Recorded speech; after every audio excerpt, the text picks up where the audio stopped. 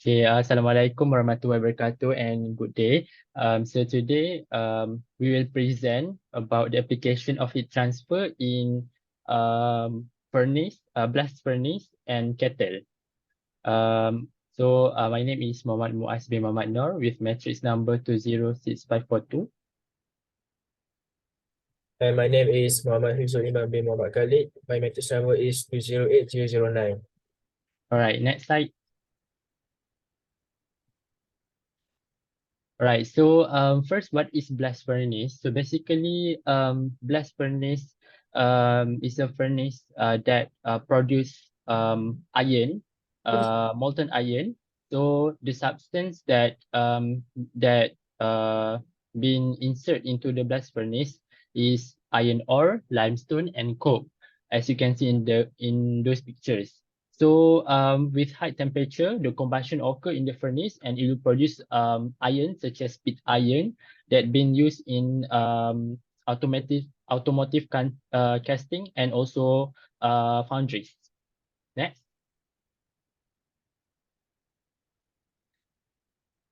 All right.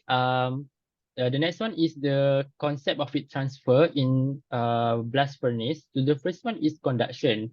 So we know that conduction is the transfer of heat through direct contact. So in this case, as you can see, the hot gas was produced from the combustion of coke, those gas will come into contact with burden materials such as ore. So they will allow heat transfer due to different temperature, and also the heat transfer also occur through conduction when within burden material itself. It means that between the particles. So as they have layers between ore and coke, so there are layers that is more hot and another layer is that is more cold. So the layer from hot particle or material will allow heat transfer to the cooler layer. Next. All right. The next one is convection. So as convection is heat transfer through medium such as liquid or gas. So in this case, the medium is gas.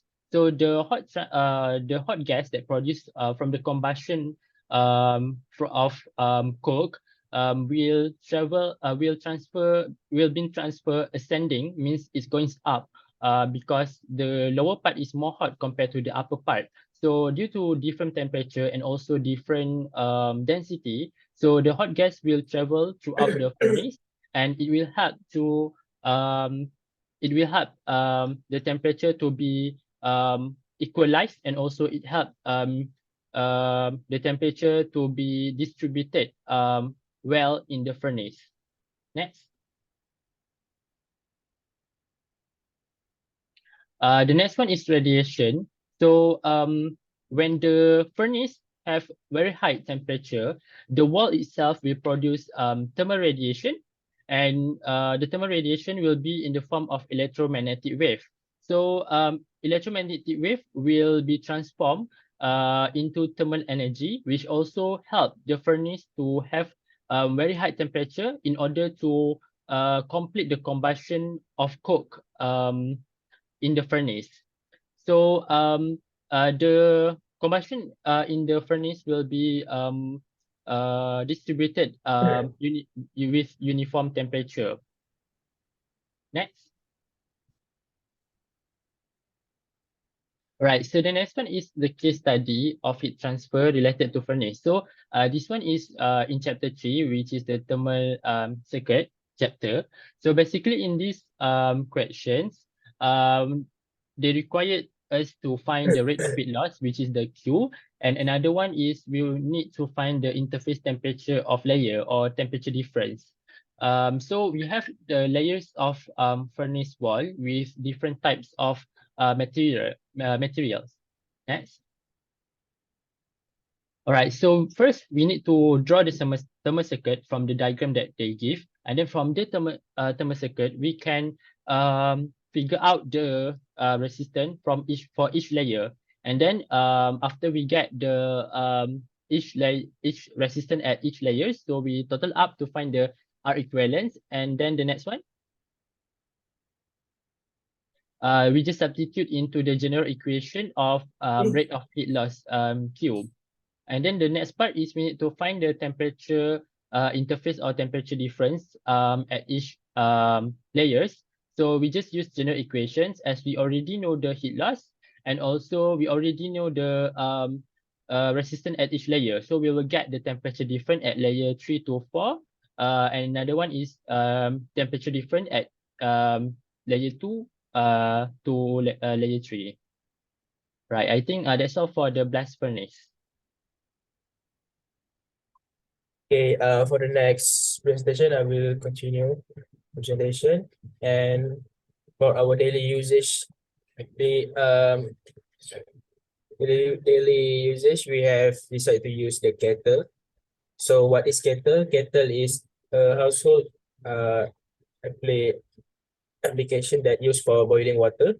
It's typically consists of container with lid, a handle for pouring, and an electric heating element or stove burner to heat the water.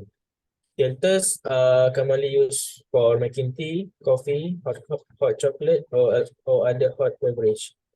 So in the market, there are various types of kettles available, such as electric kettle, stovetop kettle, and cordless kettle. So the heat transfer concept in the kettle, there are three concepts, which is firstly is conduction. So as we know, conduction is the transfer of heat through direct contact between two objects. So basically in a kettle, the heat source, such as an electric heating element or stove burner, comes into direct contact with the kettle's bottom, and then the heat is conducted from the heat source to the metal or ceramic material of the kettle, which in turn conducts the heat to the water.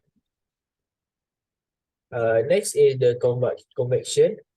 So in the case of a kettle, as the water near the bottom of the kettle is heated, it becomes less dense and rises to the top, while the cooler water near the top sinks to the bottom.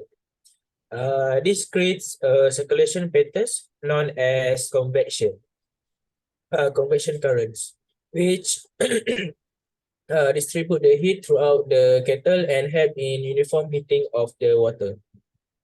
Lastly, the radiation. So in this case, the radiation is the transfer of heat through electromagnetic wave. So while radiation plays a smaller role in kettle heating compared to conduction and convection, it is still occur. And the heat source emits infrared radiation, which directly hits the surrounding kettle material and water. Next is the case study of heat transfer in kettle. So let's consider a case study to left in the technical test. For this example, we will focus on electric kettle with a power. We focus on stovetop kettle with a metal construction.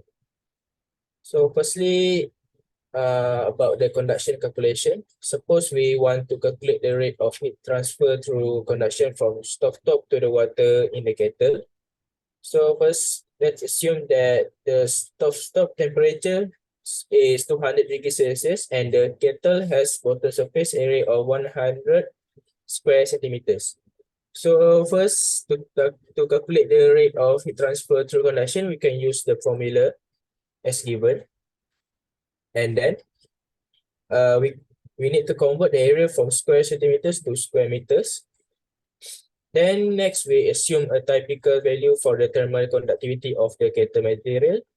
In this case, we assume that the thermal conductivity to be 50 watts per meter degree Celsius, and the thickness to be 0.5 centimeters, and then the temperature difference for the stovetop and the water is 180 degrees Celsius. And then we substitute into the formula and we should get 1800 watts. And then for convection, in this let's consider calculating the convective heat transfer coefficient for the kettle. So the convective heat transfer coefficient, which is H, represent the effectiveness of the heat transfer between the kettle surface and the surrounding water. To estimate the convective heat transfer coefficient, we can use the Volter equation, which is this equation. And then we need to find the Reynolds numbers and the Prandtl numbers, and it can be calculated by using this equation. And then we need to assume the flow velocity and also the characteristic length. And in this case, we use 0.1 meter per second, and for the length, we use 20 centimeters. And this is the properties of water at 20 degrees Celsius. And then we just substitute into the formula.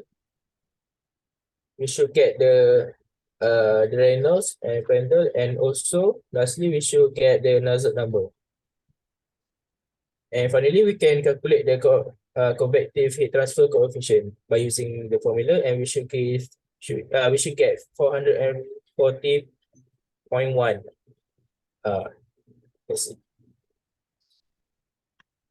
All right. I think that's all from us. Thank you.